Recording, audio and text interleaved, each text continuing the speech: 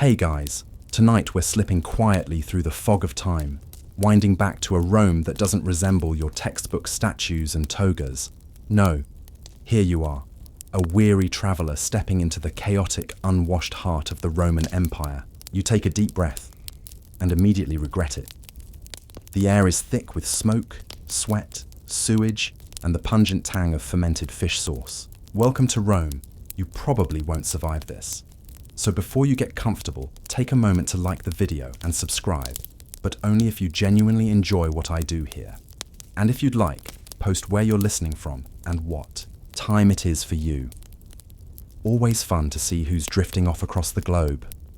Now, dim the lights, maybe turn on a fan for that soft background hum, and let's ease into tonight's journey together. You land in Rome at its bustling peak, sometime in the 2nd century CE. This is no empty ruin. This is a living, breathing beast of a city, bursting with over 1 million souls. You stand among narrow, twisting streets jammed with humanity. The clamour of merchants hawking their wares mixes with the clop of hooves, the screech of iron wheels on stone, and the occasional sharp bark of a street dog. You glance up. 5 or 6 stories above you, leaning apartment blocks loom, their wooden balconies jutting perilously over the street. Historians still argue whether these towering insula, Rome's early answer to affordable housing, were marvels of engineering or fire traps waiting to happen. Down here on the ground, you're already regretting your footwear. Roman streets aren't just dirty, they're alive. A mix of mud, animal dung, and, let's just say, unmentionable liquids flows in shallow gutters on either side. Cross at your peril. A cart rumbles by, the driver flicking a whip with little regard for pedestrians. You flatten yourself against a wall, narrowly avoiding being sideswiped. A pair of street urchins eye your unfamiliar clothing. Keep your coin purse. Close, pickpockets thrive here. Now imagine the heat. Rome's Mediterranean sun bakes the stone and brick relentlessly. You're sweating through your tunic already. In the poorer quarters, where the breeze barely stirs, the air stagnates, trapping the city's mingled scents. There's no escape. And sound. There is no such thing as a quiet moment. The shout of vendors selling olives and dates. The clang of blacksmiths. Arguments in 6 languages. Latin, Greek, Egyptian, Aramaic, and more. Rome is the empire's beating heart, and every beat resounds in your skull. You attempt to orient yourself. Public maps? Not a chance. Street names? Good luck. Most. Romans navigate by landmarks. Turn left at the Temple of Castor, right past the baths, then straight until you smell the tannery. Charming. As you weave through the crowd, you can't help but notice the sheer diversity. Pale-skinned merchants from Gaul, dark-haired scholars from Alexandria, soldiers fresh from the Danube frontier, enslaved people from every conquered land. Rome is a melting pot, though one where citizenship and privilege matter more than birthplace. And here's an oddity. Statues are everywhere, but they're not the pristine white you'd expect. Historians now know Roman statues were painted in garish colours, bright reds, blues, golds. The city would have looked more like a giant stage set than a marble wonderland. Your stomach growls, but the thought of food in this heat is unappealing. Besides, you've read enough to be wary. Street vendors sell mystery meat pies and bread often stretched with chalk or sawdust. Bon appetit. Suddenly, a shout, then laughter. You turn to see a man emptying a chamber pot from a 2nd-story window. The contents splash onto the street, dangerously close to your sandals. This is legal, by the way, provided he shouts first. You might want to start paying closer attention to those shouts. Seeking refuge, you duck into a shaded portico. Relief from the sun, but not the smells. Here, a philosophical debate rages between 2 toga-clad men, voices rising over the din. Philosophy is practically a Roman pastime, if you're male, wealthy, and have the leisure for it. Your gaze lingers on a nearby inscription. Romans carved announcements, laws, and even graffiti onto walls. Some graffiti survives to this day, revealing sentiments ranging from "I was here" to surprisingly crude jokes. Human nature hasn't changed much, it seems. As you step back into the flow of the street, a religious procession passes, a line of white-robed priests swinging incense and leading a sacrificial bull. The crowd murmurs, some crossing themselves, others making protective gestures. Superstition runs deep here. Later, historians would debate just how central these public rituals were to civic life versus private belief. And now, the forum looms. Ahead, columns rise like petrified trees, framing bustling marketplaces and political gatherings. Senators in their purple-striped togas glide through the throng. You spot a familiar face, or do you? Statues of emperors and gods blend here. Portraiture was an art of flattery, not accuracy. You pause, taking it all in. The sheer scale of it. Rome's arrogance made stone. Temples, arches, triumphal columns. Yet behind this grandeur, the streets teem with poverty, disease, and discontent. Fire is a constant threat. Riots are not uncommon. And the ever-present hand of the state, tax collectors, informants, soldiers, lurks in every shadow. You start walking again, drawn deeper into the city's labyrinth. But the question lingers. How long could you last here, truly? Without the language, without the status, without immunity to local diseases. The average Roman citizen had a hard, enough time surviving. For an outsider, the odds aren't great, and we've barely begun. Tomorrow will come soon, and with it, the realities of daily Roman life. You'll need rest, but finding a quiet, safe place to sleep in this city, well, that's another challenge entirely. You wake to the sound of shouting, again. The voices echo through the thin wooden walls of your insula. Rome's answer to high-density housing. You blink against the dim, dusty light filtering through a tattered curtain. Congratulations. You've survived your first night in the eternal city. Barely. The mattress beneath you is more straw than structure, home to an enthusiastic colony of bedbugs. You sit up, scratching absently, and take in your temporary lodging. The insula is a 5-story apartment block, an architectural marvel by Roman standards, and a fire hazard by any others. Historians still argue whether the average insula was truly a death trap, but records of frequent collapses and blazes suggest the risk was high. Constructed with cheap concrete, brick, and timber, these towering structures packed in as many residents as possible.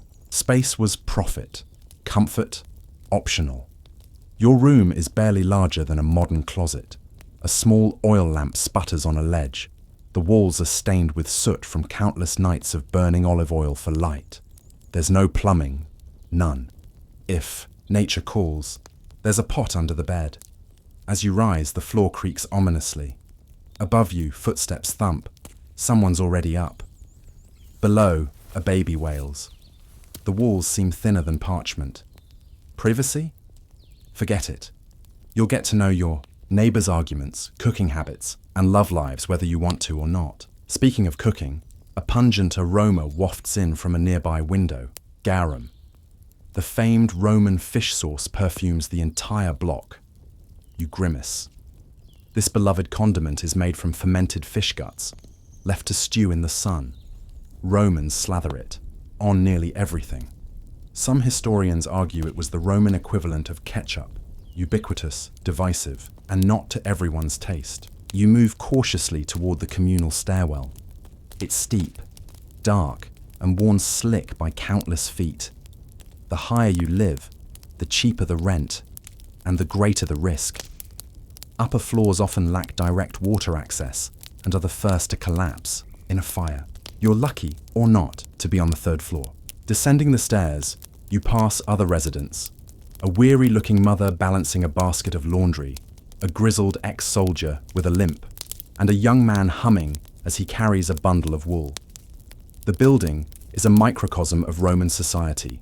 Freedmen, artisans, laborers, and enslaved individuals all crammed together. Outside your door, the corridor smells of smoke, sweat, and sour wine. Someone has spilled last night's amphora. A rat darts past your foot, bold as a senator. Rome's rodent population is legendary. They thrive in the city's labyrinth of sewers and refuse piles. As you reach the ground floor, the true cacophony begins. The building's main entrance opens onto a narrow street already thrumming with life. Vendors shout their wares. Children dart between adults. A dog barks furiously at a passing ox cart. But before you brave the streets, one task remains: dealing with the morning queue for the latrina. Your building lacks private toilets. Instead, a few communal ones serve the block. You join the line, trying not to breathe too deeply. The Roman latrine experience is communal.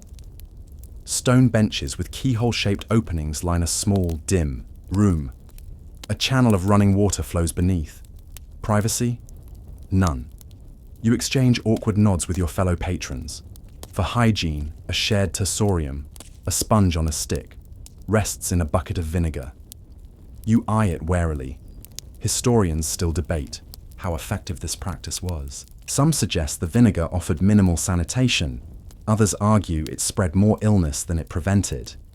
Either way, you'll hold your breath and hope for the best. Having survived the latrine gauntlet, you finally step outside. The sun is climbing, casting long shadows between the towering insula. The air is thick with humidity and the scent of baked stone.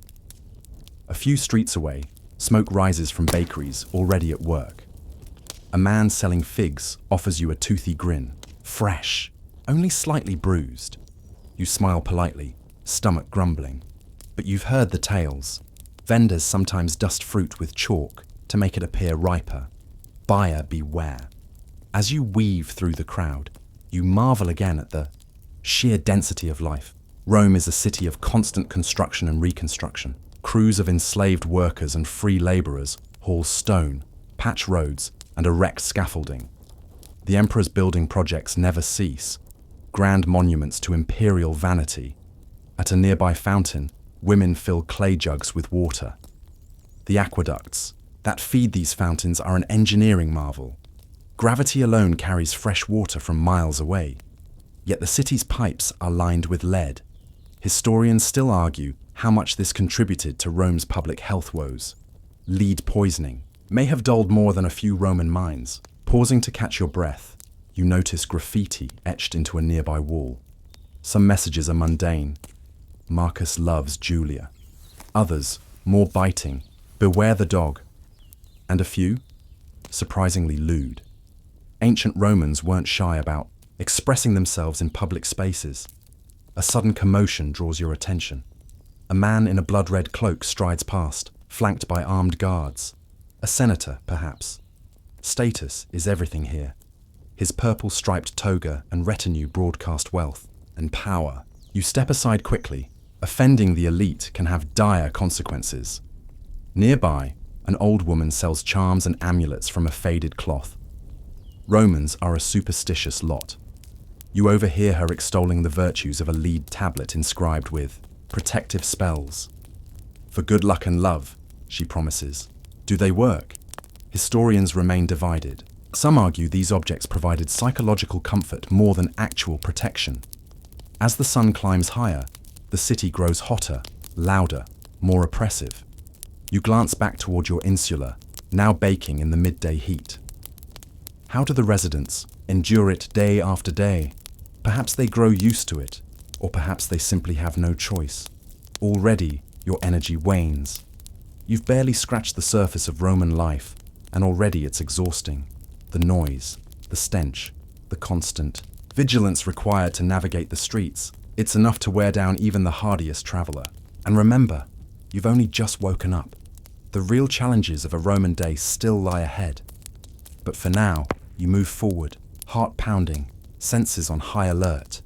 The eternal city waits for no one. You trudge down the uneven stone street, trying to shake off the weariness that clings to you like the city's grime. Rome doesn't exactly cater to a refreshing morning routine, but you do what you can.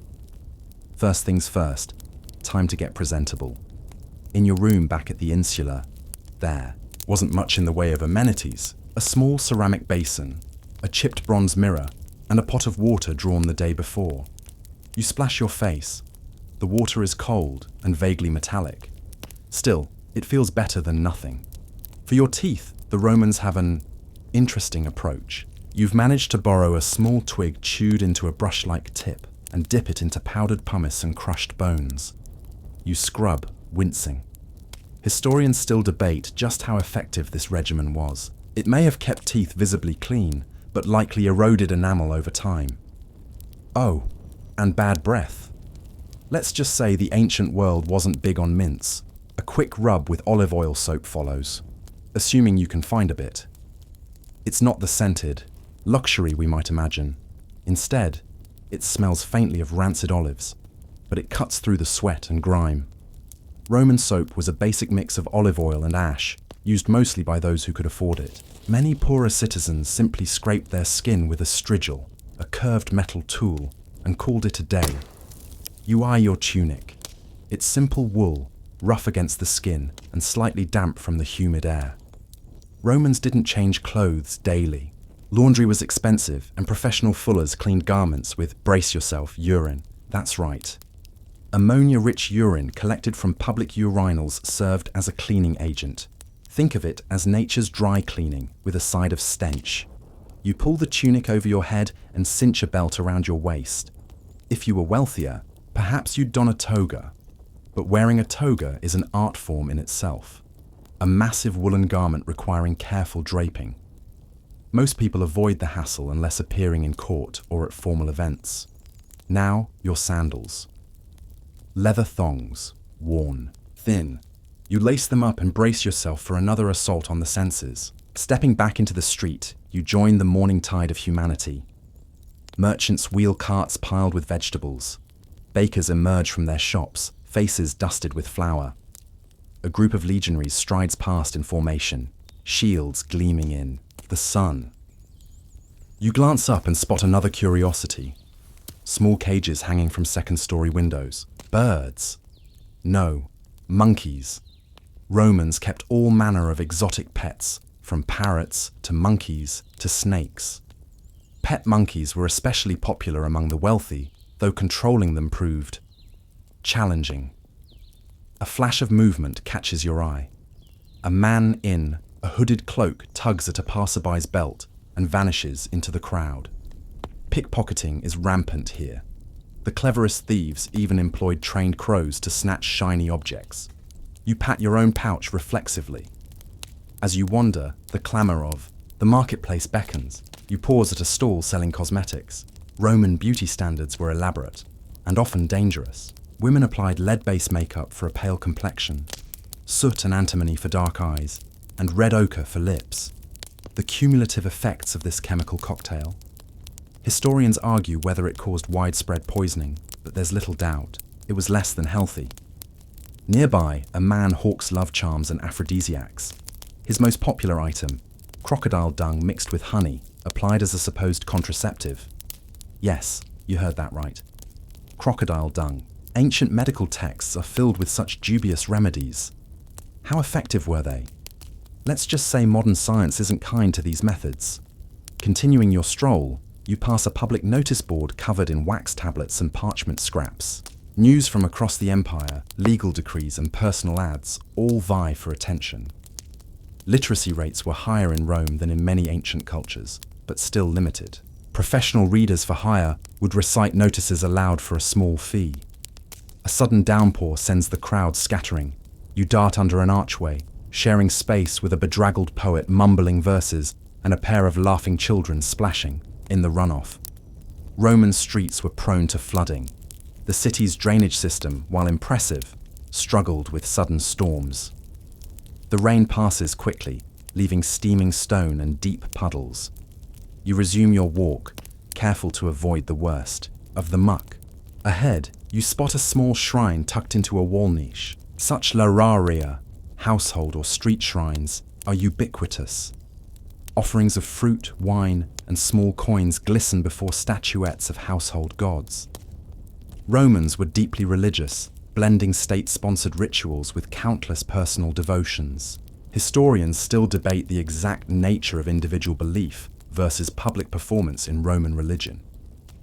As you pause to observe, a passing priest chants softly, sprinkling water from a branch of laurel. You step aside respectfully. Romans took omens seriously. Crossing a priest's path at the wrong moment could invite bad luck, or worse, public scorn. A nearby group of youths laughs raucously. One sports a new tattoo, likely applied with a crude needle and soot-based ink. Tattoos mark soldiers, slaves, and occasionally free citizens with a rebellious streak. In some cases, they served as branding, in others, as badges of honor. Your stomach rumbles, reminding you that breakfast, or what passes for it, awaits. But before that, a final glance around the bustling street. The mix of stone, sweat, smoke, and life is overwhelming. Yet somehow, amid the chaos, Rome endures. As you turn toward the promise of food, one thought lingers. You're adapting. Slowly, perhaps, but you're learning the rhythms of this ancient city. Whether you'll survive a full day remains to be seen. You're not even halfway through the morning, and already you feel like you've lived a week in Rome. But nature calls again, and this time, you can't rely on the battered pot back in your insula. No, you need a proper Roman latrine. You make your way through the bustling streets, following a faint yet unmistakable odor. It's not hard to find. Public latrines are common here. Rome boasts some of the best sanitation of the ancient world. But don't get too excited. Best is relative. You arrive at a modest stone building with an open doorway. No attendants, no sign, just the pungent aroma advertising its function. Inside, the space is dim and damp. Along the walls, stone benches with oval openings beckon, or mock you, depending on your mood. You glance around. There's no privacy whatsoever. Romans viewed communal toileting as a social activity. Friends would chat, business deals might be struck, and gossip flowed as freely as the water beneath your feet. Awkward? Definitely. But for a Roman, perfectly normal. You take a seat, not too hastily. The stone is cold and unforgiving. Beneath the benches, a small channel of water runs constantly, carrying waste away to the Cloaca Maxima, Rome's grand sewer system. Impressive engineering for its time, though not foolproof. Backups and overflows were common. Now comes the real test, the tessorium, a communal sponge on a stick, resting in a bucket of water and vinegar. You watch your fellow patrons use it with practiced ease. You hesitate. Historians still argue about the actual hygienic value of the tessorium. Some suggest it helped, while others believe it spread disease like wildfire. Taking a deep breath through your mouth, you proceed. It's an experience you won't soon forget. As you finish, a loud splash startles you, a rat fleeing the channel below. A not uncommon sight. Rome's sewers are a haven for rodents, and encounters like this are part of daily life. You glance at your neighbors. No one seems fazed. Just another day in the eternal city. Emerging into the sunlight, you breathe deeply, perhaps too deeply, as a nearby open gutter reminds you. Rome's streets are lined with such channels, meant to carry rainwater and refuse away, in theory. In practice, they often serve as open-air dumps. You step carefully. Feeling somewhat lighter, you turn toward the forum. On the way, you pass a curious sight, a priest performing a purification ritual outside another latrine. Apparently, a particularly unlucky accident had occurred here. Romans were highly superstitious about such matters. Historians debate whether this was genuine religious concern or simply a means of comforting the public. Either way, the ritual draws a small, respectful crowd. You move on, weaving through the throng. A street performer juggles clay pots while reciting bawdy poetry. Children laugh and clap. You smile despite yourself. The city is a constant theatre, sometimes delightful, sometimes grim. As you near the forum, another public latrine catches your eye. This one is grander, part of a bath complex. Wealthier citizens prefer these facilities, with marble seats and flowing water. But even here, privacy is non-existent. Conversations drift from politics to philosophy to scandalous gossip. You overhear a debate between two toga-clad men about the merits of Stoicism versus Epicureanism. The argument grows heated. One finally storms out, red-faced. You chuckle. For Romans, even philosophy can become a spectator sport. Nearby, a small plaque lists regulations for latrine use. Fines are imposed for certain offences: defacing property, bringing food inside, yes, really, or conducting business deals deemed improper. Enforcement varies, of course. Wealth and connections often determine whose offences are punished. As you leave the area, a beggar tugs at your sleeve. His sores and ragged appearance are a stark reminder of Rome's inequalities. The empire's wealth is vast but unevenly distributed. The poor rely on public charity and the occasional largesse of a noble patron. You offer a coin, earning a grateful nod. Continuing your walk, you pass yet another curious sight. A small shrine to Cloacina, the goddess of the sewer. Offerings of flowers and incense lie at her feet. Romans personify every aspect of life, even sanitation. Historians still argue whether such devotions were widespread or more symbolic in nature. Regardless, it speaks volumes about Roman pragmatism and piety. The streets grow busier as the day progresses. Vendors hawk dates, olives, and hot flatbread. The aroma tempts you, but caution prevails. Food safety is, at best, inconsistent. Bread stretched with chalk, spoiled wine, and adulterated oil are common pitfalls. Buyer beware. You pause to watch a municipal worker, likely a slave, sweeping the street with a crude broom. Rome employs teams of such workers to battle the city's relentless filth. It's a Sisyphean task. The tide of waste never truly abates. Nearby, a well-dressed woman argues with a vendor over the price of perfume. Her elaborate hairstyle is a minor marvel, piled high with curls and adorned with pins. Maintaining such styles required time, skill, and considerable expense. Historians debate whether these fashions were everyday wear or reserved for special occasions. Either way, they signal status as clearly as a senator's toga. You glance at the sun. Midday approaches. The heat intensifies. Street performers retreat to shaded porticos, and even the most hardened vendors seek respite. You consider doing the same.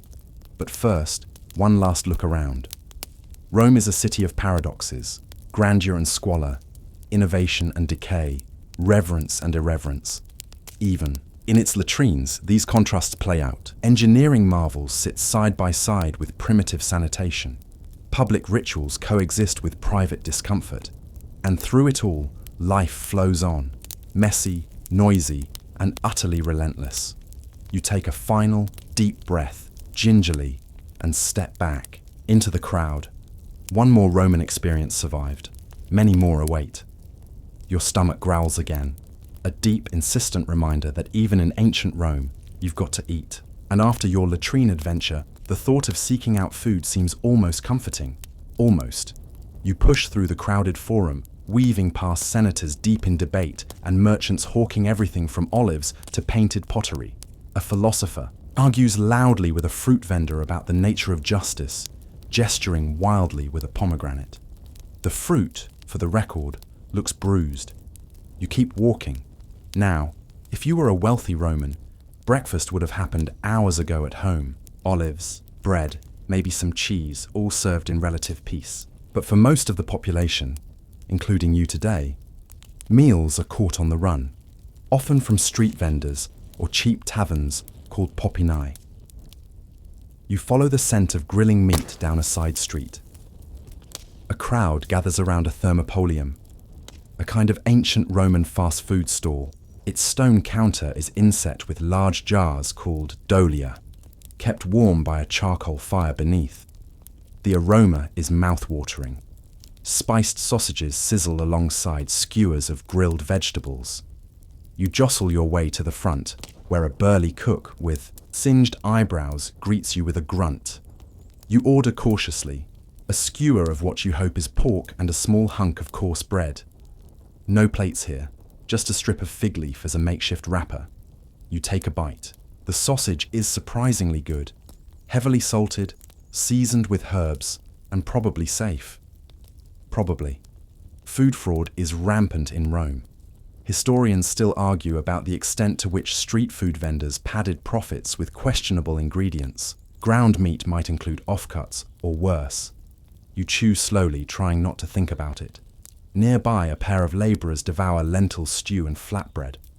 One gestures animatedly with a spoon, nearly flinging lentils into his companion's lap. They laugh and share a cheap jug of posca, a sour wine diluted with water and vinegar. Unpleasant by modern standards, but beloved by Roman soldiers and workers alike. You sip your own cup of posca, wincing at the sharp tang. It does quench your thirst, though. The water in Rome, while advanced for its time, isn't always safe.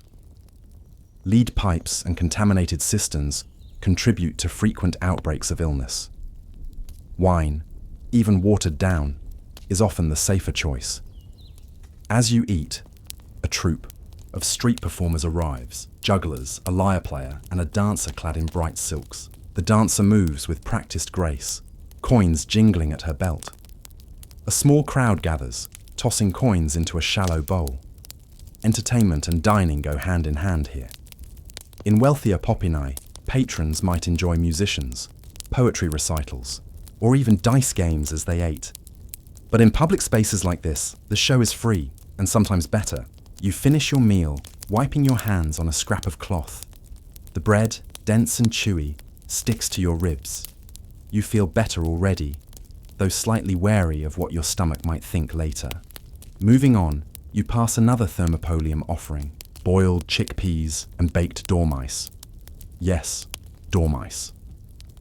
These small rodents were considered a delicacy, fattened in special jars before being stuffed with minced meat and herbs. You skip that option for now. Further along, a baker's stall catches your eye.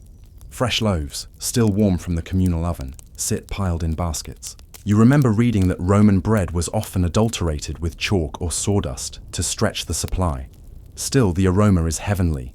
You purchase a small loaf, light on the outside, dense within. As you walk, you nibble on the bread and observe the city's rhythms. Here, a group of slaves hauls amphorae of imported wine. There, a noblewoman's litter passes, curtained and carried high above the crowd. The contrasts are stark. A beggar sits near a fountain, singing softly. You drop a coin into his cup, earning a smile and a nod. Charity is a public expectation here, though driven as much by superstition as compassion. Many believe that aiding the less fortunate pleases the gods, or at least wards off misfortune. Nearby, a papina doorway bursts open. Two men tumble out, red-faced and shouting. Gambling disputes are common in these establishments. Dice games are technically illegal, but widely tolerated. Historians still debate how strictly gambling laws were enforced, likely depending on one's connections. You decide to peek inside. The dim interior smells of smoke and cheap wine. Men crowd wooden tables, shouting over clattering dice. A caged songbird trills above the din. At one table, a man triumphantly sweeps a pile of coins toward himself, grinning broadly. Tempting, but you resist. Your few remaining coins are precious, and losing them here would spell disaster. You slip back outside, blinking in the sunlight. Your belly now full, you feel a bit more prepared to face the day. But the city waits, its challenges far from over. A sudden procession blocks your path, priests leading a sacrificial ram to a nearby temple. Incense clouds the air, mingling with the scent of roasting meat. You step aside respectfully. Romans take their rituals seriously. Missing a key observance, or witnessing a bad omen, could derail public events for days.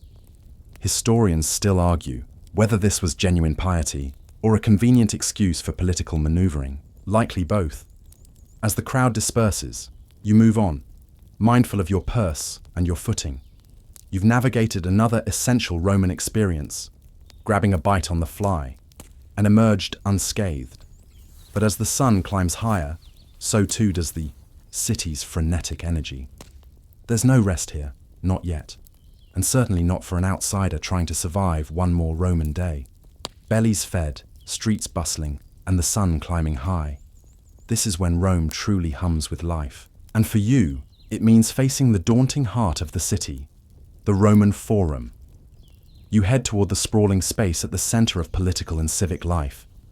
The streets narrow, then opens suddenly onto a grand expanse of marble, stone, and noise. Towering columns rise like petrified giants. Statues of emperors, generals, and gods loom on plinths. The forum is equal parts marketplace, courtroom, and stage, where power is paraded as much as it is practiced. You pause to take it in, the heat shimmering off the stone. Citizens of every stripe bustle past. Toga-clad senators stride purposefully, trailed by scribes. Merchants shout the day's prices. Foreign envoys stand stiffly, trying not to betray awe or annoyance. Somewhere nearby, a philosopher holds forth on virtue, or perhaps on why the last batch of wine was inferior. It's hard to tell. You wander cautiously, remembering what you've heard. The forum can be as treacherous as any back alley. Political. Machinations simmer just beneath the surface.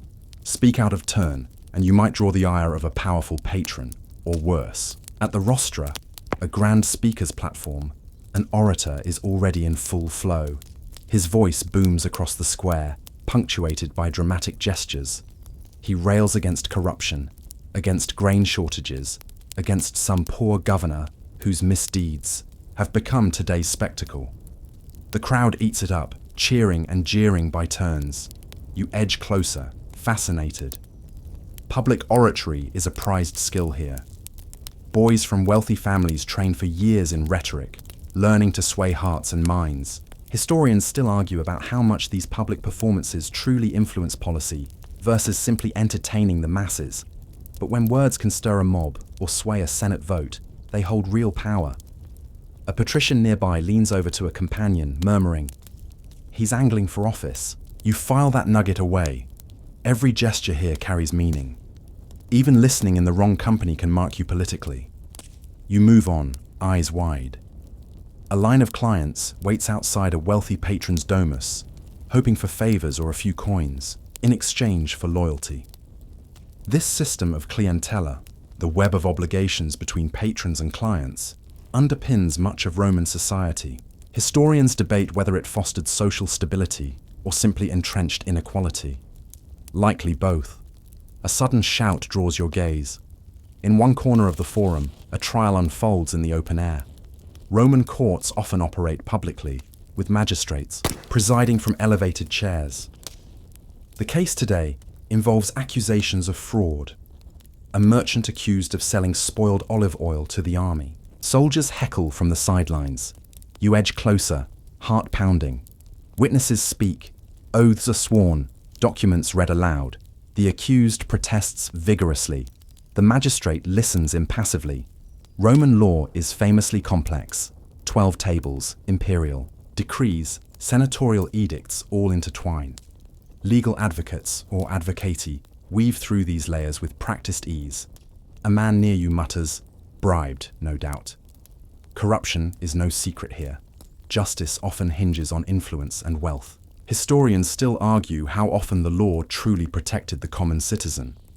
Judging by today's scene, the answer leans toward pessimism. As the trial continues, you spot a small commotion near the Temple of Vesta.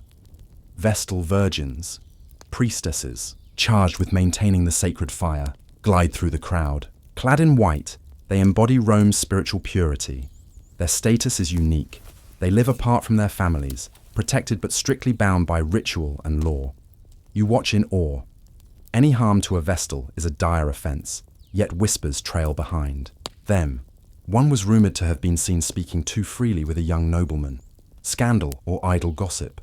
Historians still argue whether such stories reflected real breaches or simply the public's obsession with purity and transgression. Nearby, a public notice board catches your eye. Painted announcements and posted edicts cover its surface. News from the provinces, new tax levies, public festivals. Literate Romans read and discuss them. Others hire professional readers to recite, aloud. A scribe stands nearby, voice raised. "Victory in Britannia," he proclaims, reading from a fresh dispatch. The crowd cheers. Rome's distant wars remain ever present here, woven into the fabric of daily life.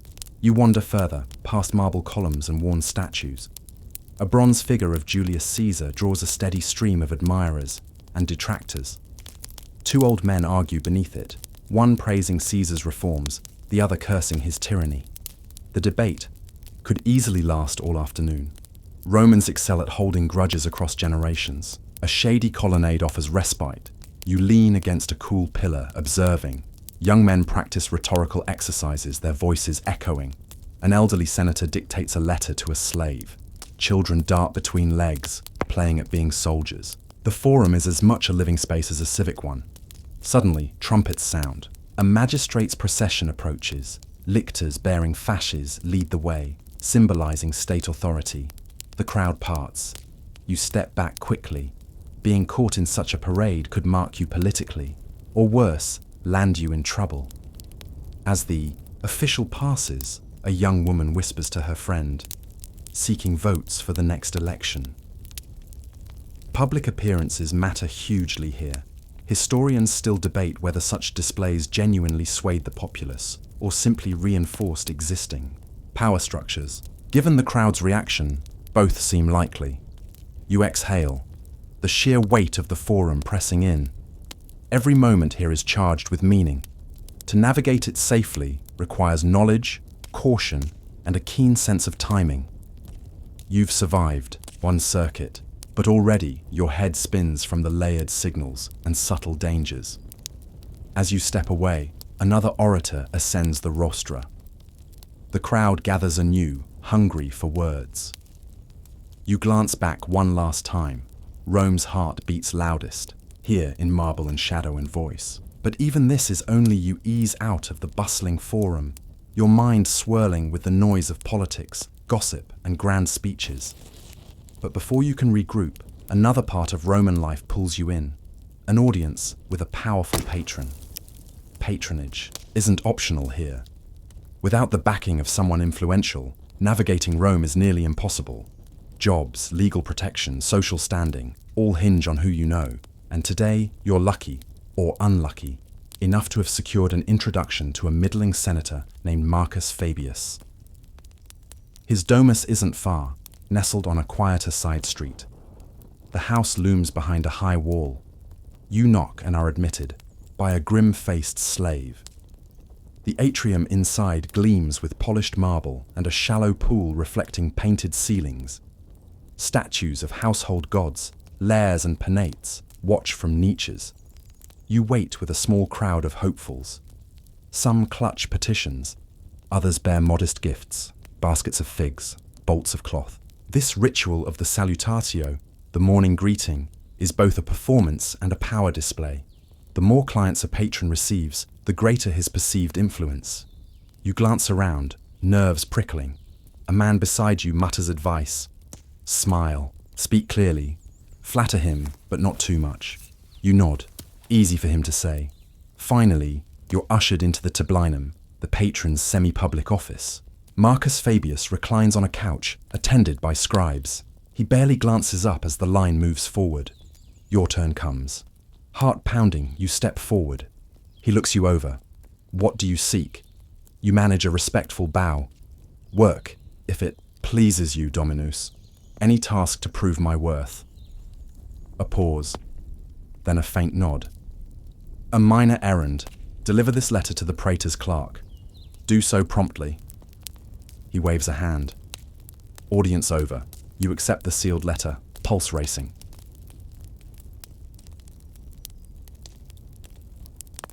No coin, no promise. Just the first step in what might become a relationship of obligation and favor. Historians still debate whether this system sustained Roman cohesion or bred endemic corruption. Both arguments hold weight. Outside, the other clients murmur, comparing outcomes. One boasts of gaining a dinner invitation. Another grumbles at being ignored. Patronage is a fickle game. You tuck the letter safely away and set off toward the praetor's offices. The task may be small, but in Rome, small errands can open unexpected doors or trap you in endless obligations. On the way, you pass another salutatio in progress. A wealthy matron receives clients from behind a silk curtain, her steward handling requests.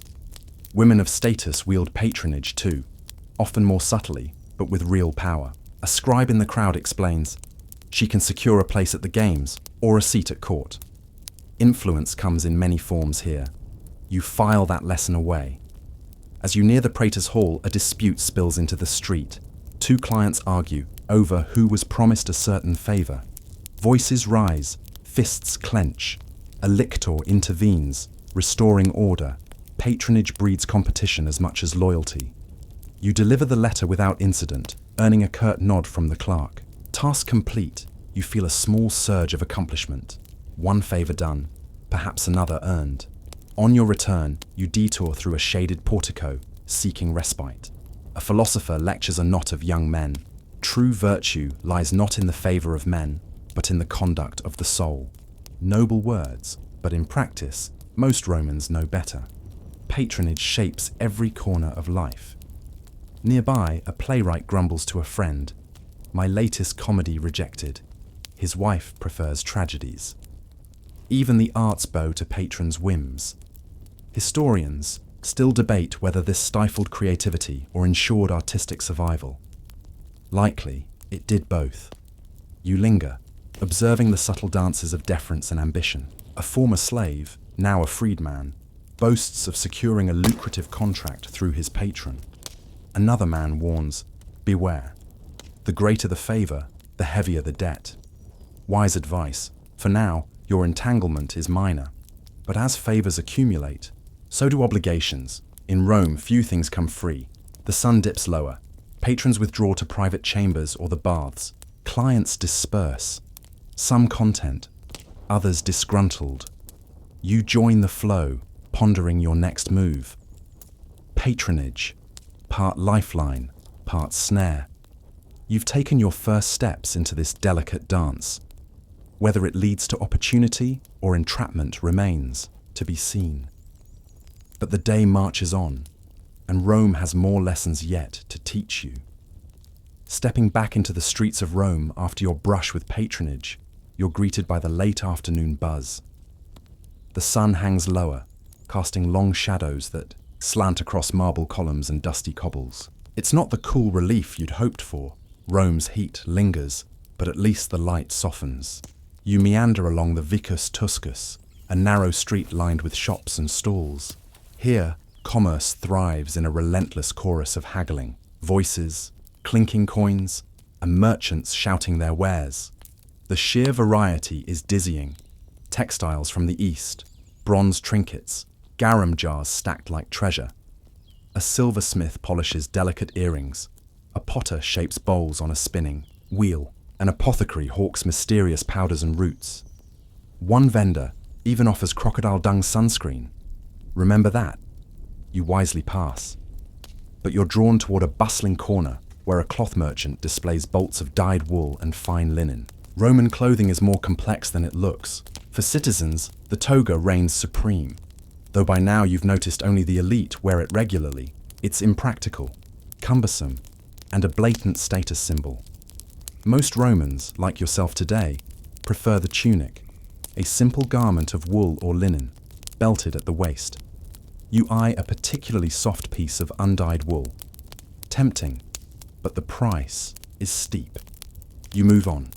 Nearby, a cobbler repairs worn sandals. Footwear here runs the gamut from basic hobnailed soles to elaborate designs for the fashionable. You glance at your own pair, serviceable but tired. The cobbler offers a quick patch-up for a small coin. You accept, watching his practiced hands work the leather. As you wait, you overhear a merchant boasting about a new shipment of amber from the Baltic. Long-distance trade routes feed Rome's appetite for luxury. Spices from India, silk from China, glass from Egypt, all find their way here, enriching merchants and delighting the elite. Historians still argue whether the average Roman benefited from this global trade or merely glimpsed its excesses in shop windows. Judging by the crowd here, the latter seems likely. With your sandals mended, you drift toward the jewelry stalls. Wealthier Romans adorn themselves with rings, necklaces, and brooches, sometimes ostentatiously so. A noblewoman nearby examines a gold serpent bracelet. her entourage murmuring approval. You spot a pair of plain bronze rings within your means, but decide to save your coin. Clothing and adornment in Rome aren't just about fashion, they're statements of identity. A senator's purple-striped toga signals rank. A freedman might wear a distinctive cap. Even hairstyles convey meaning. Elaborate curls for women, cropped styles for soldiers. You pass a barber's shop, where men lounge on benches. Inside, a barber shaves a client's beard with a gleaming bronze razor. Others await haircuts, massages, or even minor surgery. Barbers double as amateur doctors. You shudder slightly and move on. In a shaded courtyard, a weaver demonstrates her craft. A young girl watches intently, fingers mimicking the motions. Textile work is essential here. Many Roman women spin and weave. At home, even among the elite, a well-made tunic is both a household achievement and a mark of respectability. Nearby, a dyer stirs a cauldron of murky liquid. The stench hits you. This is no ordinary dye. It's Tyrian purple, extracted from thousands of murex snails. The result: the coveted deep hue reserved for Rome's highest ranks. A small vial of the dye here costs more than most people earn in a year. Historians still debate whether this extravagance was purely for status or carried deeper ritual significance. Regardless, the dye's potency is undeniable. You step away, nose wrinkling. As the sun dips further, shops begin to close. Merchants pack goods into wooden chests. Slaves sweep the day's dust from doorways. But some stalls remain lively, especially those selling ready-to-wear garments. You linger at one such stall. Tunics of every shade hang in neat rows. A mother haggles for a child's new garment. A soldier examines a sturdy cloak. You consider a simple tunic of deep green, practical and unpretentious. The vendor catches your eye. Fine weave, fair price. You haggle cautiously, a necessary skill in Rome. After some back and forth, you agree on a modest sum and leave with your prize tucked under your arm. As you weave through the thinning crowd, you reflect on the subtleties of Roman attire.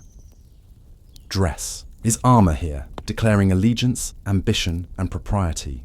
One wrong choice could mark you as an outsider or worse. You pause to watch a group of young men in pristine togas, clearly on the hunt for social standing as much as fashion. Their loud, self-conscious laughter follows you down the street. A sudden commotion draws your attention. Two slaves argue over a bolt of stolen cloth. A lictor intervenes swiftly. Punishments here can be harsh. Whipping, branding, even execution for repeat offenses. You move on, somber. Rome's gleaming surfaces often hide brutal undercurrents. For the enslaved and impoverished, life's margins are perilous. Evening approaches. Oil lamps flicker to life, casting pools of warm light. The city's rhythm shifts. The day's commerce gives way to nighttime diversions. You glance at your new tunic, satisfied. One more layer of survival, quite literally, secured. The art of dressing in Rome is no small thing. And tonight, you'll blend in just a little better. But the city still holds more trials. For now, you press on, tunic in hand, sandals firm, and eyes open. Rome waits. As twilight settles over the city, a warm breeze stirs the lingering dust. Lamps flicker to life in windows and doorways, their soft glow replacing the harsh glare of the sun. Rome by night is a different beast altogether. Fascinating, festive, and faintly dangerous. Your stomach growls again. The day's earlier meal of sausage and bread has long since worn off. It's time to find an evening bite and, perhaps, a bit of entertainment. You drift toward the Subura district, where the narrow streets teem with life. This is a place of contrasts. Wealth rubbing shoulders with poverty, vice with virtue. Street performers gather small crowds. The scent of grilling fish mingles with the aroma of fresh-baked pastries. A group of revelers tumbles out of a tavern, singing off-key. You sidestep them with a small smile. Evening in Rome belongs to such characters. Spotting a modest papina, you step inside. The air is thick with smoke and laughter. Wooden tables crowd the room. Oil lamps hang low. You find a corner seat and order a bowl of lentil stew and a slice of honeyed cake. As you eat, you watch the crowd. Merchants unwind after the day's business. Laborers share rough jokes. In one corner, two dice players eye each other warily. Gambling is technically frowned upon, but in practice, it thrives here. A trio of musicians strikes up a lively tune on lyre and pipes. The music lifts the room's energy. You sip a cup of watered wine, grateful for the simple comfort. Historians still argue whether establishments like this fostered community or fueled Rome's vices. Judging by the laughter around you, perhaps both. Nearby, a young poet recites verses to a group of admirers. His words flow smoothly, until a drunken listener interrupts with a bawdy limerick. The room bursts into laughter. The poet bows theatrically and continues. Entertainment in Rome takes many forms. Tonight, you glimpse the casual side, songs, stories, the clatter of dice. But the city also offers grander spectacles, gladiatorial games, chariot races, theatrical productions, all designed to distract, entertain, and sometimes manipulate the masses. You finish your meal, leaving a small tip. Outside, the streets have grown livelier. Torchlight flickers along. Alleyways. Vendors hawk late-night snacks. A roasted chickpea seller calls out enticingly. You grab a handful for the road. Drawn by curiosity, you follow the sounds of a crowd toward a nearby forum square. Here, an impromptu performance unfolds. Jugglers toss flaming torches. An acrobat balances atop a barrel. Children cheer. Adults toss coins. A storyteller begins a tale of Rome's founding. Romulus and Remus, the she-wolf, the augur's prophecy. His voice carries through the warm night air, weaving myth and history. You notice a young man in the crowd, sketching the scene on a wax tablet, an aspiring artist perhaps, capturing the fleeting magic of the moment. Nearby, a wealthy couple watches from a sedan chair, guarded by burly attendants. Their jewelry gleams in the lamplight. You sense the divide between their world and yours. But for tonight, all mingle here as one audience. As the performance ends, applause rings out. You toss a coin into the storyteller's basket and move on, buoyed by the shared moment. Yet Rome's nights hold shadows too. You stay alert, mindful of pickpockets and less savory figures. A sudden scuffle erupts. Ahead, two men arguing over a dice game gone sour. A passing patrol of vigiles, the city's night watch, intervenes swiftly. The vigiles are Rome's answer to the risks of the dark. Equal parts firefighters and peacekeepers, they patrol the streets armed with clubs and torches. Historians still argue about their effectiveness. Corruption and limited manpower often hampered their work. You pass a burned-out doorway, a grim reminder of the ever-present threat of fire in this densely packed city. Wooden upper stories, oil lamps, and cooking. Fires make for a volatile mix. Turning onto a quieter street, you spot a group of actors rehearsing in an open courtyard. They gesture grandly, their voices echoing off stone walls. Roman theatre is a vibrant tradition, blending comedy, tragedy, and farce. Tonight's rehearsal hints at bawdy humour, judging by the actors' exaggerated winks. You pause to watch, caught in the timeless appeal of performance. Even the most jaded Roman craves a good story. As the night deepens, you feel the day's weariness settling in. The city may never sleep fully, but you need rest. You make your way toward a cheap corpona, an inn catering to travellers and the less affluent. The innkeeper, a stout woman with a sharp eye, offers a straw-stuffed mattress in a shared room. You accept gratefully. Privacy is a luxury here. In the common room, a few late drinkers linger. One recounts a wild chariot race at the Circus Maximus. Another brags of dining with a senator's household. Tall tales flow freely under lamplight. You settle onto your rough bed, pulling a thin blanket close. The sounds of the city filter through wooden shutters. Distant laughter, a dog's bark, the soft tread of the vigiles. Rome by night is a place of contrasts, danger and delight, shadows and spectacle. You've navigated it well enough for one day. Tomorrow will bring new challenges. For now, you close your eyes, letting the city's murmurs lull you towards sleep, if only for a few restless hours. Morning arrives with a sharp clang of bells echoing through the narrow streets. You wake on your rough straw mattress, the faint light slipping through the cracks in the shuttered window. Outside, the city hums back to life. The scent of freshly baked bread mingles with the less appealing tang of refuse and livestock. You rise, muscles stiff from the hard night's rest, and prepare for another day navigating Rome's tangled streets and social labyrinths. The Capona offers a meager breakfast, bread soaked in watered-down wine, and a thin slice of cheese. Not exactly a feast, but enough to brace you for the day ahead. Stepping outside, the sunlight is sharper now. Merchants set up stalls, bakers pull loaves from ovens. The clatter of hooves and wheels adds rhythm to the morning's bustle. The Forum, where so much of Rome's life converges, beckons. You head there, weaving through crowds of toga-clad patricians, togaless plebeians, slaves hauling goods, and soldiers patrolling. The Forum is a microcosm of the empire's grand complexity, a place where power, commerce, religion, and gossip mix in unpredictable ways. You pause near the rostra, the speaker's platform, where politicians rally their supporters.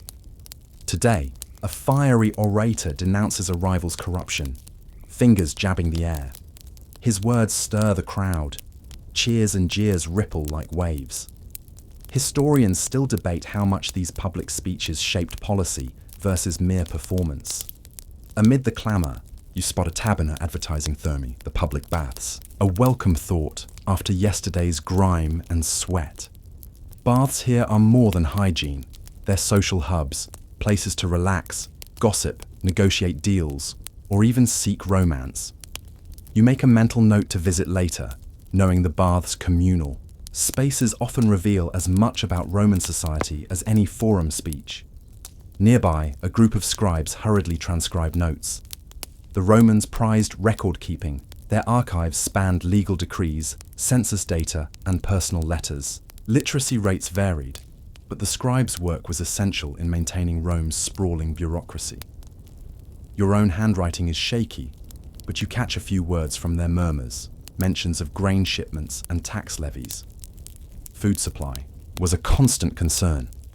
Historians still argue whether Rome's vast grain dole was a lifeline or a political tool. As you wander, a man sells pilai, small balls used in a popular street game resembling handball. You watch children and adults alike tossing the balls with practiced skill. Simple pleasures persist amidst empire building and intrigue. You pass a baker's stall where a vendor expertly slices spongy libum, a type of cake offered to household gods. Religion permeates everyday life. Even small acts carry spiritual weight. Moving toward a fountain, you pause to drink cool water. Fountains and aqueducts showcase Rome's engineering marvels, complex systems delivering fresh water across miles.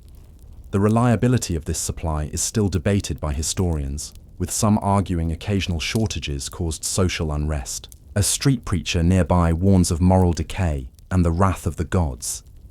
His passionate voice contrasts sharply with the more pragmatic conversations around him.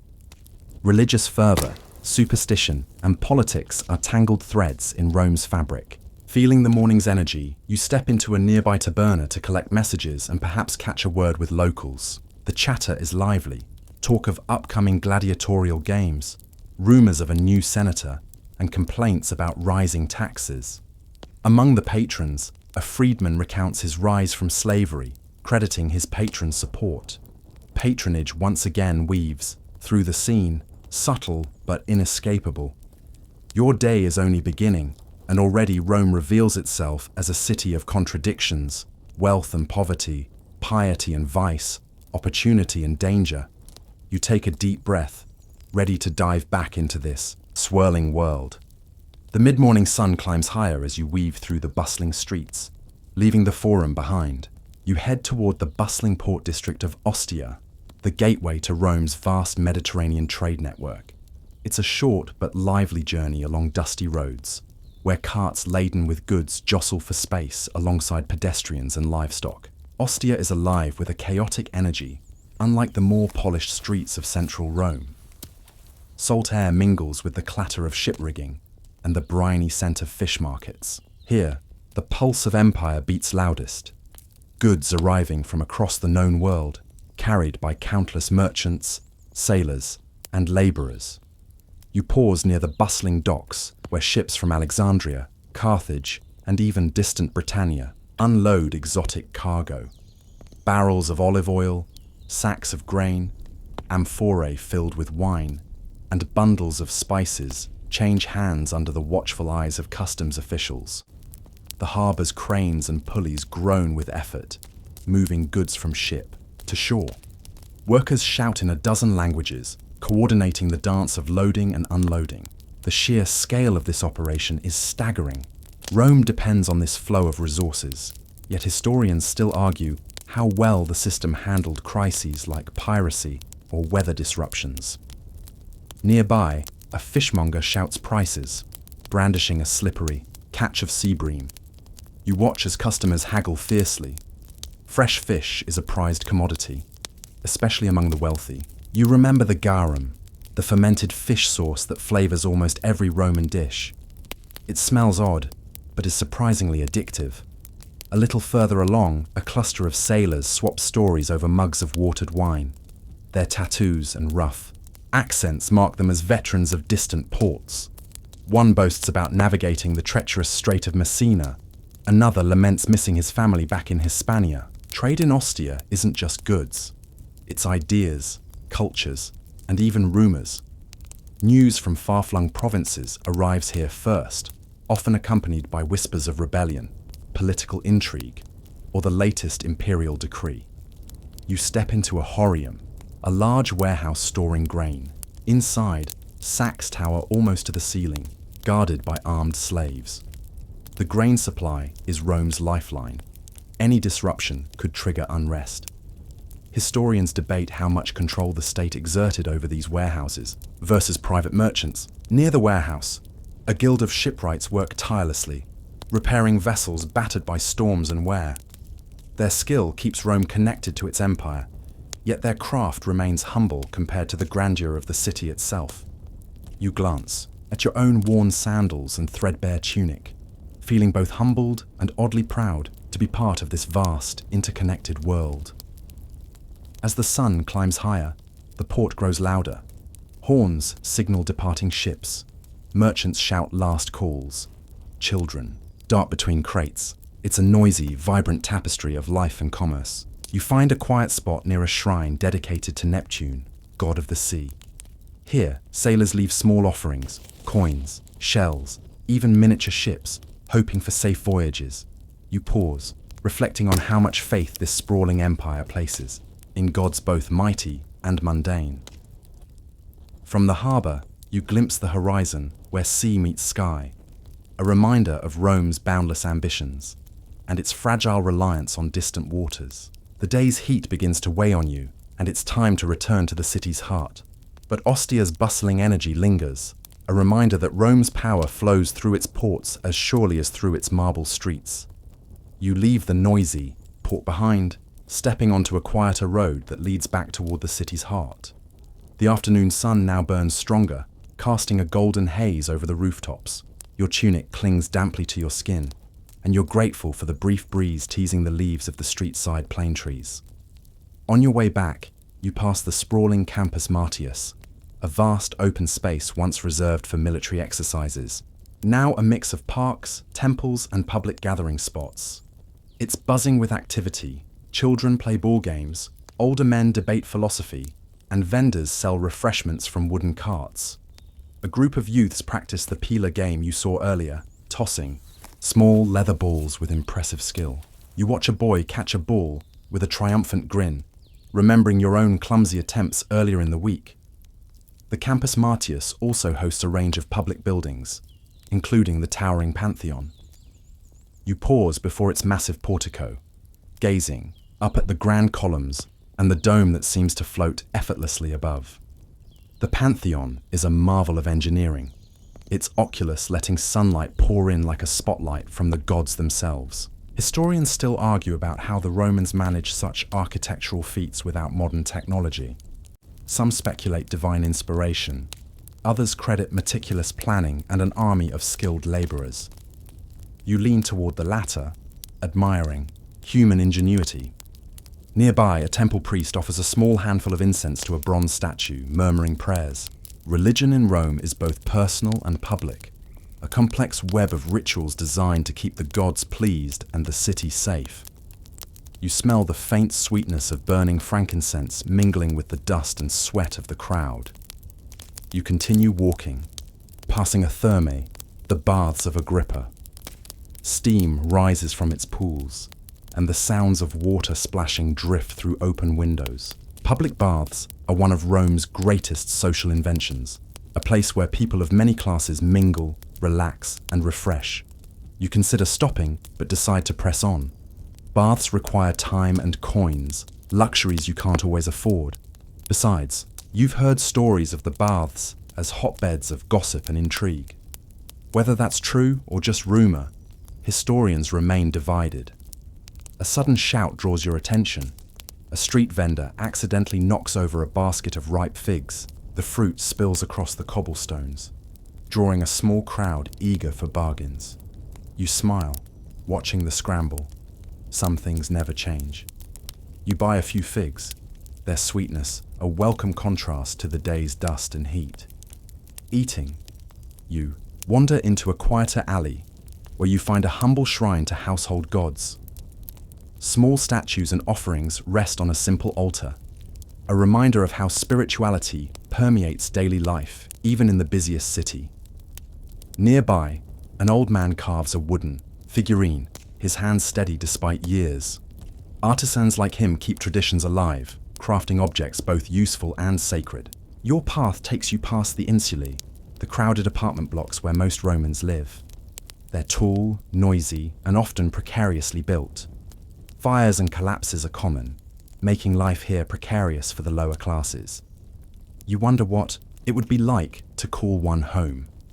As the afternoon wanes, you find a quiet bench under a spreading tree.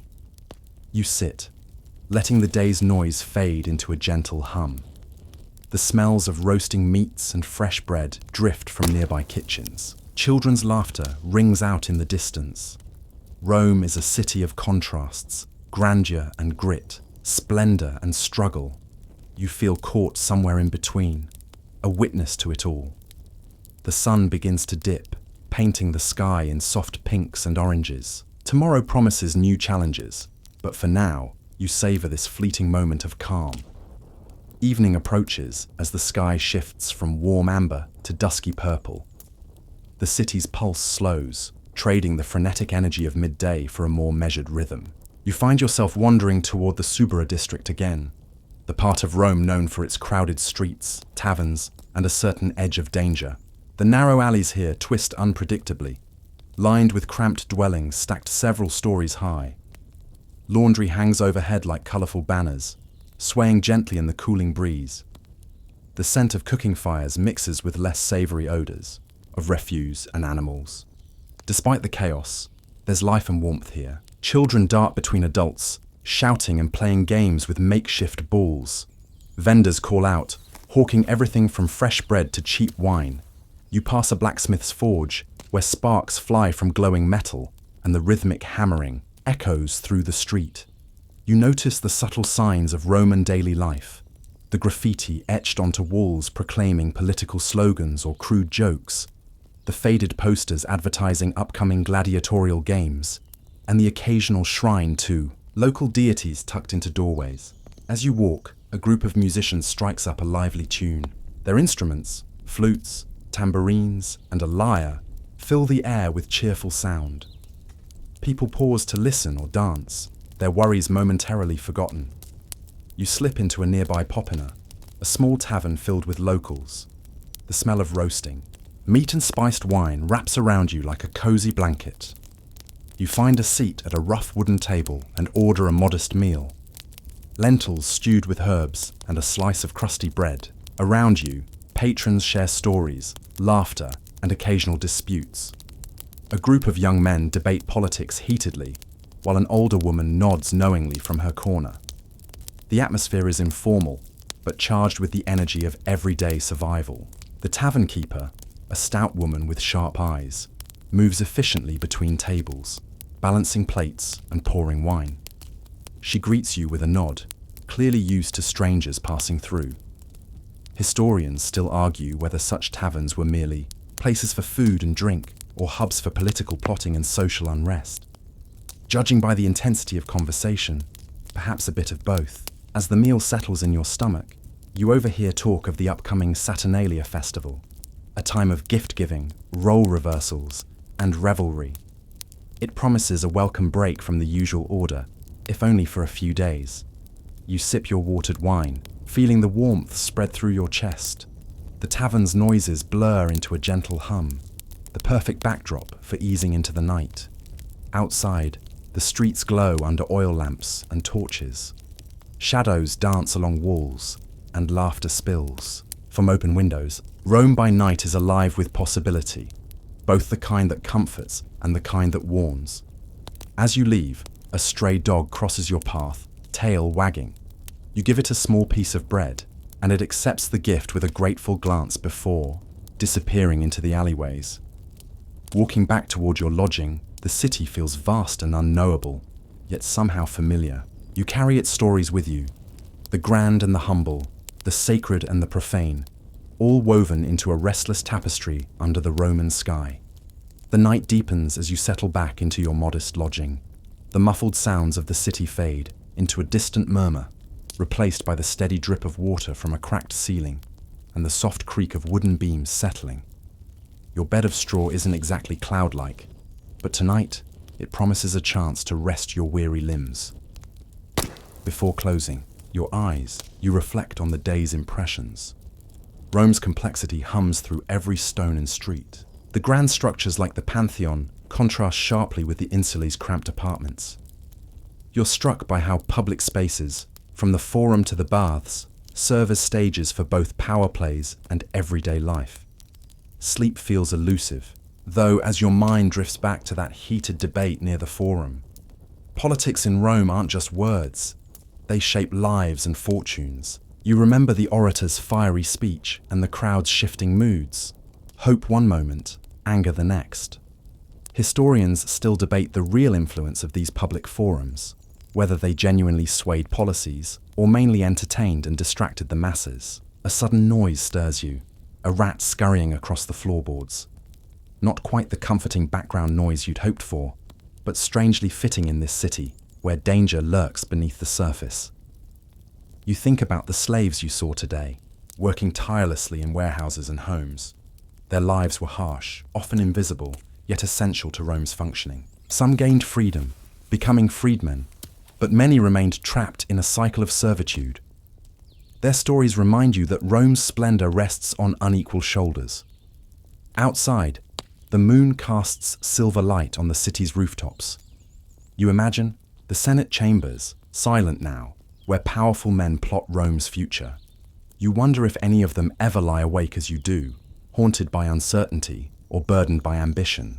Your thoughts drift to the gods, Neptune at the harbor, household spirits guarding doorways, and the grand pantheon of divine figures.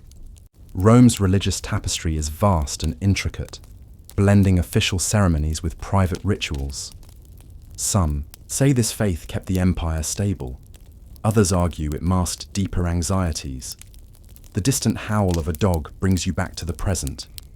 Night in Rome isn't just quiet. It's alive with small sounds and unseen movements. You settle deeper, into your straw mattress, the coarse fibers pressing against your skin, grounding you. You breathe slowly, feeling the day's tension ebb away. Tomorrow will bring new streets to explore, new stories to hear. But for now, the city sleeps, and so will you, wrapped in the embrace of ancient stones and whispered histories. The next, morning greets you with a gentle chorus of birdsong and the faint scent of freshly baked bread drifting through your window. The city feels different in the early hours. calmer, quieter, yet brimming with potential. You stretch and rise, eager to explore parts of Rome less traveled. You decide to wander toward the Campus Esquilinus, a district known for its bustling markets and diverse inhabitants.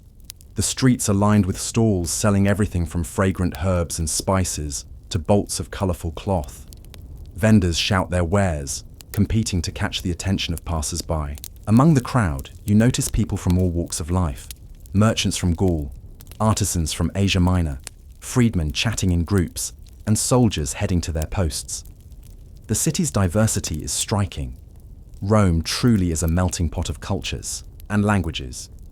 You stop at a stall selling satira, a type of mixed fruit salad popular among locals. The sweet and tangy flavors awaken your senses, a welcome contrast to the day's dust and heat. Nearby, an old woman sells handmade pottery, her hands skilled despite years of labor. As you continue, you pass the baths of Diocletian, the largest public baths in Rome.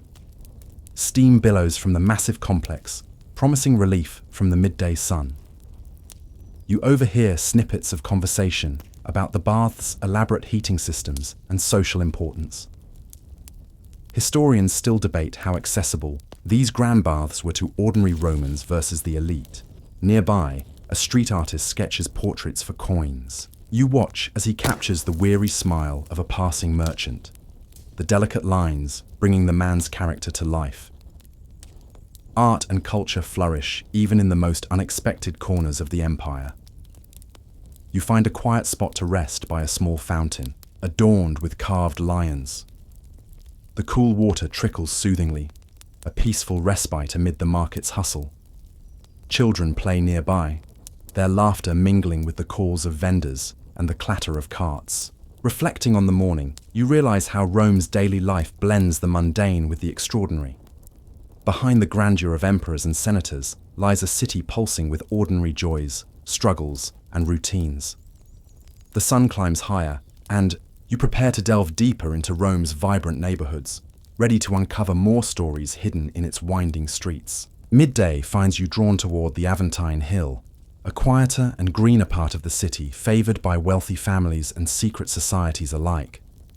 The climb is gentle, but noticeable under the hot sun, and you welcome the shade of tall cypress trees lining the narrow streets. The Aventine feels worlds away from the noise and grime of the Subura or the bustling markets. Elegant villas with ornate gardens peek over high walls, and the air carries the scent of blooming roses and fresh herbs. You pause by a small temple dedicated to Diana, goddess of the hunt, admiring its simple yet serene architecture. Locals here move at a slower pace, exchanging polite nods and greetings. You overhear whispers about the Septemviri, a mysterious group said to convene on the Aventine, guarding ancient secrets. Whether they were political conspirators or just rumor remains a topic of debate among historians. You wander into a secluded grove, where you discover a hidden statue of a fox, a symbol of cunning and trickery. The story goes that cunning animals protected the hill in ancient times, a reminder that beneath the tranquility lies a layer of intrigue and strategy. Nearby, a small bakery offers fresh focaccia bread, its warm aroma tempting. You purchase a slice, savoring the simple pleasure. As you eat, a passing merchant shares a tale of a recent Senate scandal, adding a spicy dash of gossip to the afternoon. The Aventine's elevated vantage offers sweeping views of the Tiber River and the sprawling city beyond. You watch barges drifting lazily downstream and the distant silhouette of the Capitoline Hill, home to Rome's political heart. The contrast between this peaceful hill and the bustling streets below strikes you. Rome is a city of many faces, each with its own story.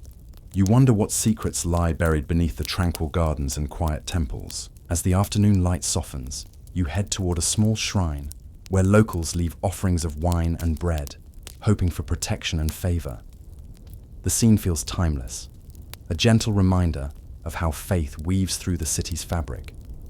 Walking back down, you pass a group of children playing a rough version of harpastum, a ball game you saw earlier. Their laughter and shouts echo against the stone walls.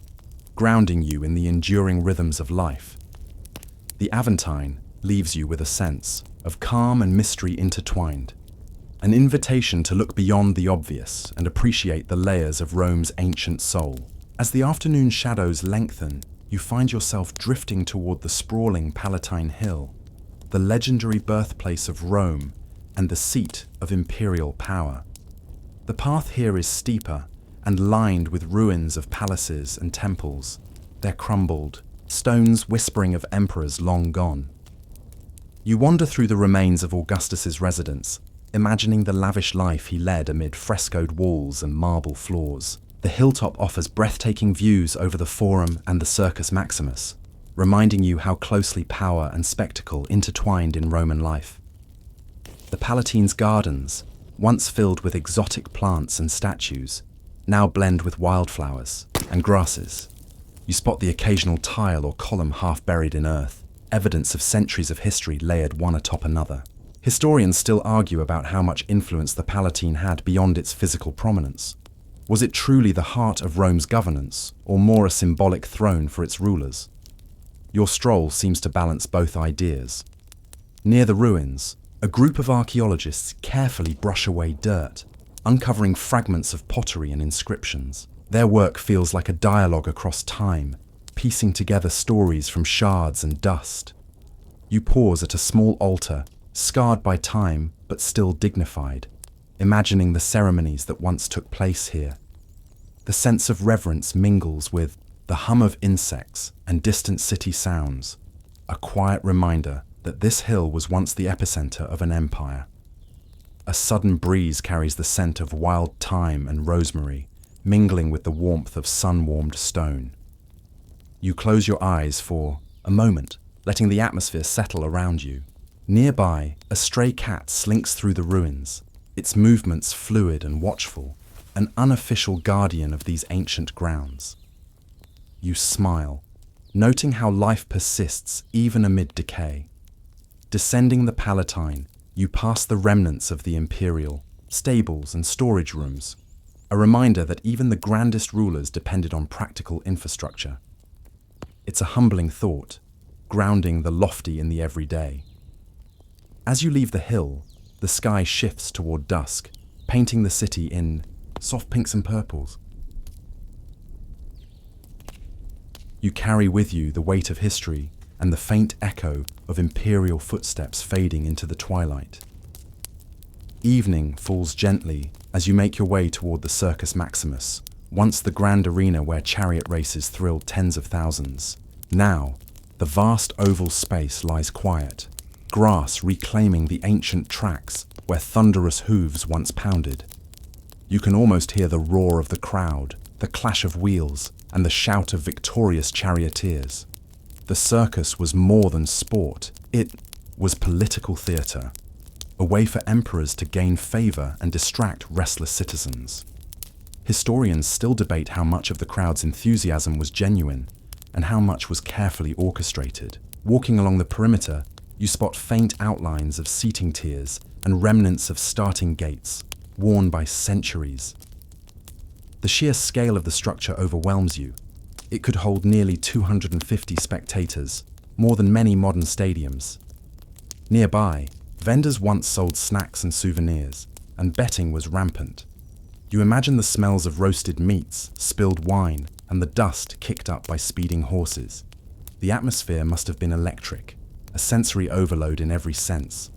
A group of street performers nearby mimic chariot races, their antics drawing laughter from a small crowd. You join the amused onlookers, appreciating the timeless joy of spectacle and play. As night deepens, torches are lit along the circus's edges, casting flickering shadows. The flicker brings to mind tales of nocturnal races and secret meetings, adding a layer of mystery to the ancient site. The Circus Maximus is a reminder that Rome's power was displayed not only in Senate chambers and temples, but also in mass entertainment. The line between politics and pleasure often blurred here, a balancing act still relevant today. You leave the circus with a mix of awe and nostalgia, stepping back into the city's quieter streets. The evening air cools, carrying faint echoes. of cheers and celebration. Passing a nearby fountain, you pause to wash your hands and face. The water is cool and clear, a refreshing balm after a day of wandering through history. Ahead, the glow of oil lamps marks the way back to your lodging. The city's stories settle softly around you, ready to drift into dreams. You wake the next day to the muffled sound of distant bells and the aroma of baking bread wafting through your window.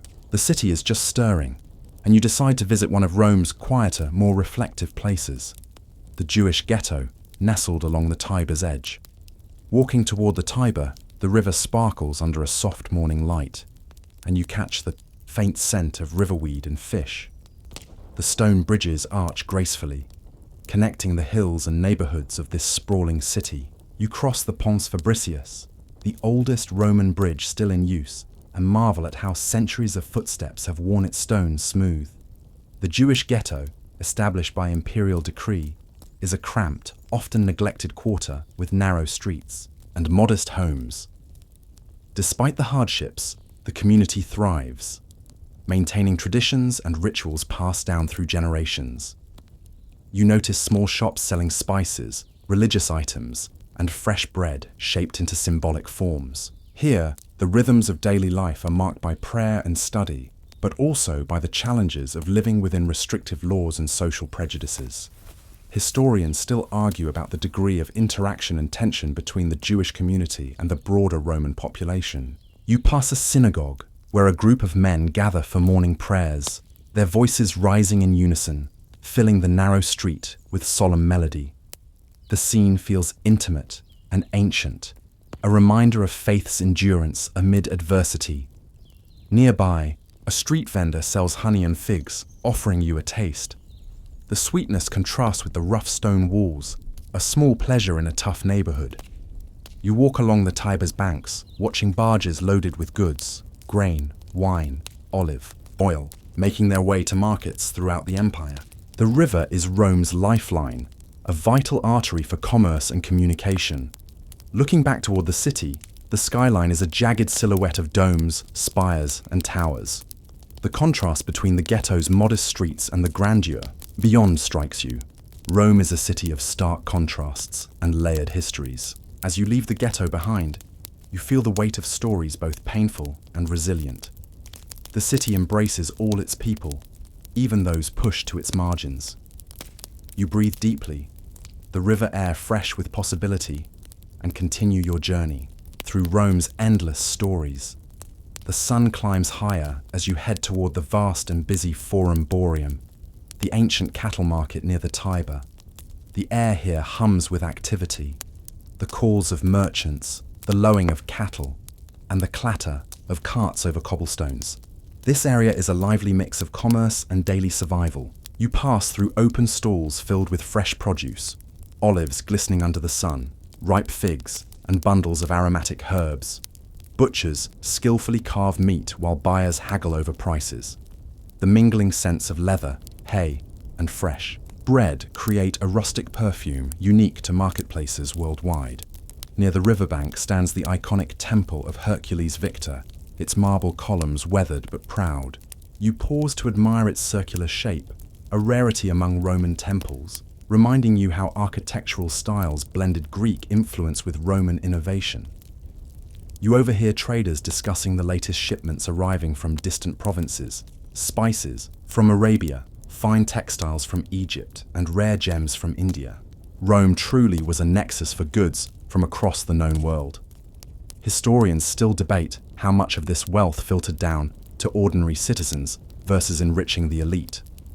A small group of dock workers unload amphorae filled with wine, their muscles flexing under the strain. Their labor keeps the city's wheels turning. Often unnoticed beneath Rome's glittering reputation, you notice a street performer entertaining children with simple tricks, his juggling balls bright against the dusty ground. It's a humble reminder of the small joys scattered amid the hustle. The Forum Boarium's proximity to the Tiber means the occasional flood disrupts life, forcing residents to adapt with raised walkways and makeshift barriers. Such resilience underscores the city's ability to endure despite nature's whims. You find a quiet corner near the Temple of Portunus, god of harbours, and sip watered wine from a vendor. The sun warms your skin as you reflect on how trade and faith intertwine, each supporting the other in sustaining Rome's vast reach.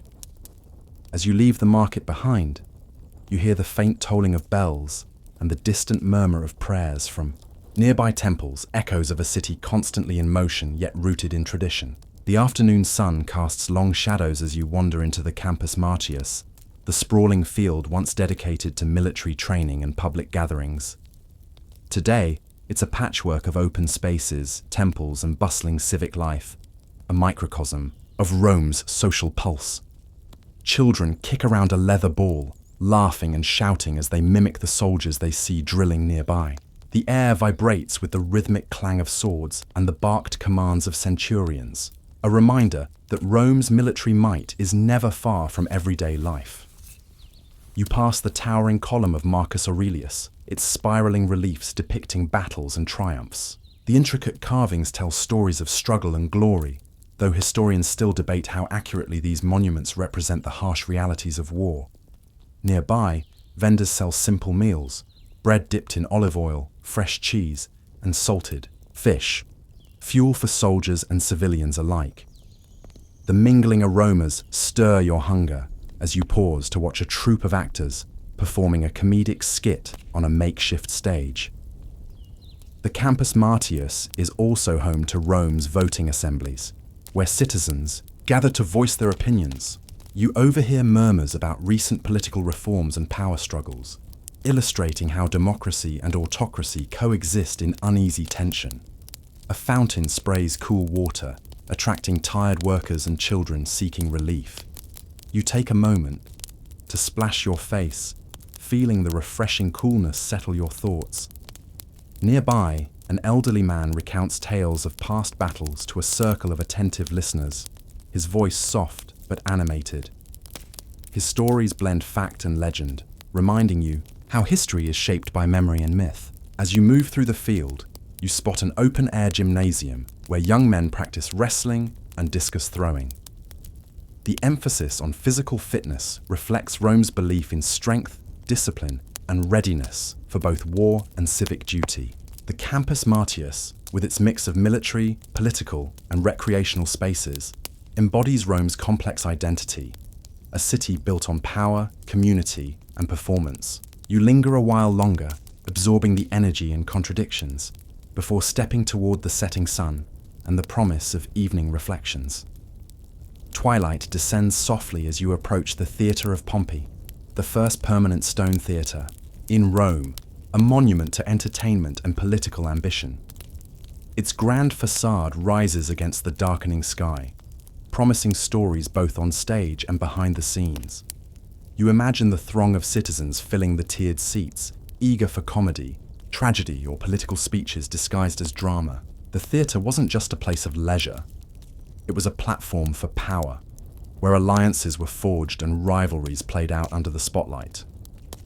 Historians still argue about how much theatre influenced public opinion and political events. Nearby, a group of street musicians tunes their lyres, preparing for an impromptu performance. Their melodies float through the cool air, weaving with the laughter and chatter of evening strollers. You wander through the theatre's corridors, feeling the cool stone under your fingers and the faint echo of past applause. Hidden niches and small shrines remind you that even places of entertainment were intertwined with religious observance. Outside, vendors sell nuts, figs, and watered wine to theatregoers, their calls gentle and inviting. You pause to taste a few figs, their sweetness a quiet pleasure against the backdrop of history. A shadowy figure crosses the stage, and you think of Julius Caesar, whose assassination nearby set the empire on a turbulent path. The theatre's role in such pivotal events blurs the lines between performance and reality. As night deepens, lanterns flicker along the theatre's steps, casting dancing shadows and lending an air of mystery. You listen to distant voices rehearsing lines, their passion timeless and evocative.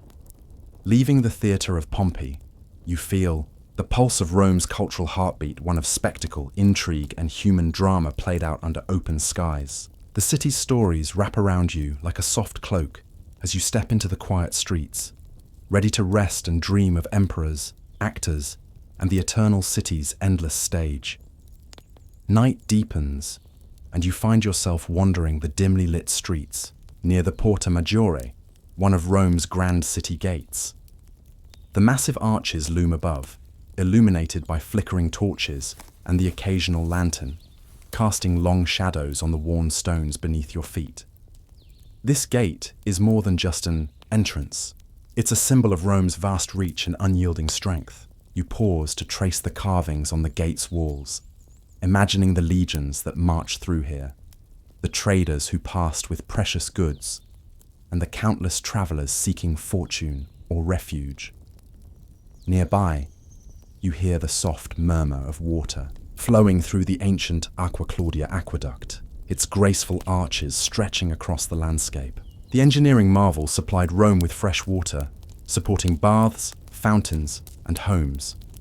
Historians still debate just how much water actually reached the city's farthest corners versus how much was lost along the way.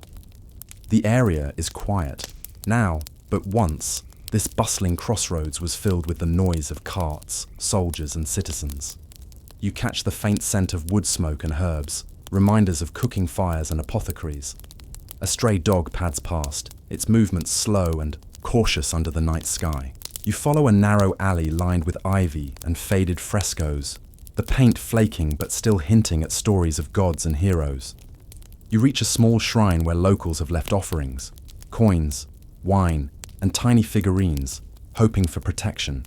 On the road ahead, the mix of superstition and faith feels tangible here, blending with the quiet hum of the city's heart. Looking back toward the city walls, you see the faint glow of lamps and the distant silhouette of the Palatine Hill.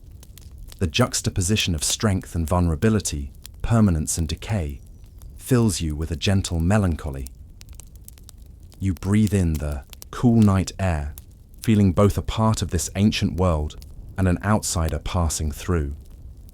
The gate stands as a threshold, not just between places, but between eras and stories. As you turn away, the echo of footsteps follows you softly, a reminder that Rome never truly sleeps. The moon rises high as you find yourself drawn toward the baths of Caracalla, sprawling ruins that once housed thousands seeking relaxation and socializing. The vast stone walls still stand in imposing silence, shadows stretching across the cracked mosaics and collapsed vaults. You step inside what remains of the frigidarium, the cold pool, feeling the lingering chill in the air. These baths were more than just places to wash. They were centers of culture, politics, and gossip, where Romans mingled over steaming waters and whispered secrets. Historians still debate whether the baths were truly egalitarian spaces or subtle arenas of social stratification. The scent of damp stone and ancient lime lingers, mixed faintly with the herbs and oils once used for bathing rituals. You imagine patrons lounging on marble benches, discussing everything from philosophy to the latest gladiatorial games. Nearby, a small alcove contains graffiti scratched into the walls, names, crude drawings, and messages that feel like whispers from ordinary Romans seeking a moment of immortality. You smile, thinking about how human nature persists unchanged over millennia. A stray cat slinks through the ruins, darting between columns, adding a hint of life to the silent expanse. You watch it for a moment, feeling a strange companionship in this place of quiet echoes. As you explore, you notice the grand caldarium, the hot bath, where steam once rose and conversations flowed freely. The engineering feats behind these pools, underground heating systems and complex plumbing, remain impressive even today. You pause on a broken mosaic floor depicting Neptune and sea creatures, the artistry still vibrant despite the wear. It's a reminder that beauty and leisure were vital parts of Roman life, balancing the city's often harsh realities. The setting, sun's last light, filters through collapsed arches, casting a warm glow and slowly fading into twilight. You take a deep breath, feeling the weight of centuries settle softly around you. Leaving the baths, you step back into the night, carrying With you, the quiet power of a city built on stone, steam, and stories. The city's heartbeat slows as you wander toward the Janiculum Hill, a quieter vantage point overlooking the sprawling urban maze below. From here, the lights of Rome twinkle like scattered stars, each one a small story glowing in the vast night. You lean against a stone balustrade, the cool marble smoothing beneath your fingertips, and breathe deeply. The scent of blooming jasmine drifts through the air, mingling with the faint smoke of distant hearths. It's a peaceful contrast to the bustling streets you walked earlier. This hill has witnessed countless sunsets and dawns, a silent observer of empires rising and falling. You reflect on the layers of history beneath your feet, the triumphs and tragedies, the everyday lives that built this eternal city. Historians still argue whether the Janiculum was ever truly part of the original city, or more of a symbolic guardian watching from the outside. A lone owl hoots softly, breaking the night's stillness. You catch sight of a couple walking nearby, their quiet conversation blending with the rustling leaves. Life continues, weaving new threads into the city's vast tapestry. You close your eyes for a moment, letting the gentle night sounds wash over you. The distant murmur of water, the occasional bark of a dog, the whisper of the breeze through cypress trees. The stories of Rome settle softly, no longer overwhelming, but comforting, like an old friend's familiar voice. You feel connected to the past and the present, a part of a timeless journey that stretches far beyond these stones. As you turn away, ready to descend back into the sleeping city, you carry a quiet gratitude for the experience, the sights, the sounds, the whispers of history that lull you gently toward rest. The eternal city embraces you in its quiet night, and you realize, perhaps for the first time, that while you may not have lasted a day in ancient Rome, you can carry its stories with you, like soft embers glowing in the dark. As the night deepens and your breathing slows, the busy streets and towering monuments of Rome fade gently into a soft, soothing haze. Imagine the warmth of stone under the sun, now cooling with the evening breeze, the distant murmur of the Tiber, river carrying secrets of centuries past. You feel the timeless pulse of the city slowing with you, the clatter of chariots replaced by the quiet rustle of leaves and the soft hum of the night. Let your mind drift with the gentle rhythm of the eternal city's breath, the layered stories of emperors and commoners, the laughter echoing from forgotten baths, the solemn prayers whispered near ancient temples.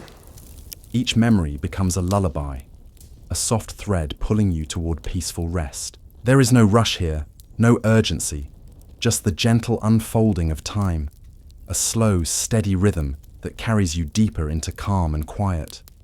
Let your thoughts settle like dust on ancient marble, resting softly, warmly, comfortably. Now, as your eyelids grow heavy and your breathing deepens, know that the stories of Rome will keep their watch, gentle and steady as you drift into sleep, and steady as you drift into sleep.